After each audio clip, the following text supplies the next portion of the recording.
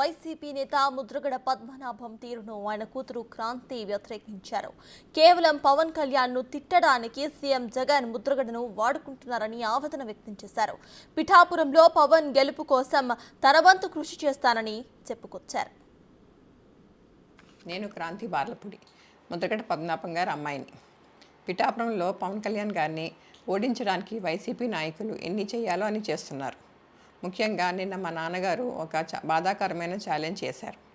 పవన్ కళ్యాణ్ గారిని ఓడించి పిఠాపురం నుండి తరిమేయకపోతే ఆయన పేరు ముద్రగడ పద్మనాభం రెడ్డిగా మార్చుకుంటారట.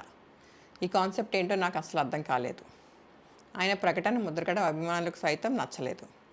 వంగా గీత గారిని గెలిపించడానికి కష్టపడవచ్చు, కానీ పవన్ కళ్యాణ్ గారిని మరియు ఆయన అభిమానుల్ని కించపరిచేలా కామెంట్స్ ఉండకూడదు.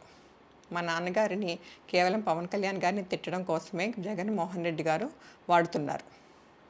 ఈ ఎన్నికల తర్వాత ఆయనను ఎటు కాకుండా వదిలేయడం పక్కా. ఈ విషయంలో నేను మా నాన్నగారిని పూర్తిగా వ్యతిరేకిస్తున్నాను. నేను పవన్ కళ్యాణ్ గారి గెలుపు కోసం నా వంతు కృషి నేను చేస్తాను. నేను క్రాంతి బార్లపూడి ముద్రగడ పద్మనాభం గారి అమ్మాయిని. పిఠాపురంలో పవన్ కళ్యాణ్ గారిని ఓడించడానికి వైసీపీ నాయకులు ఎన్ని చేయాలో అని చేస్తున్నారు. ముఖ్యంగా నిన్న మా నాన్నగారు ఒక బాధాకరమైన ఛాలెంజ్ చేశారు.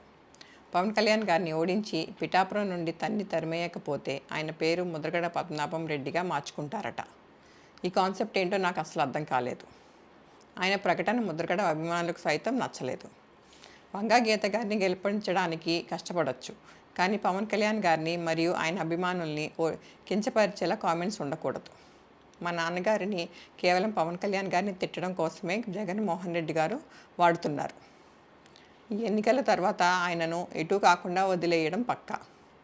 ఈ విషయంలో నేను మా నాన్నగారిని పూర్తిగా వ్యతిరేకిస్తున్నాను.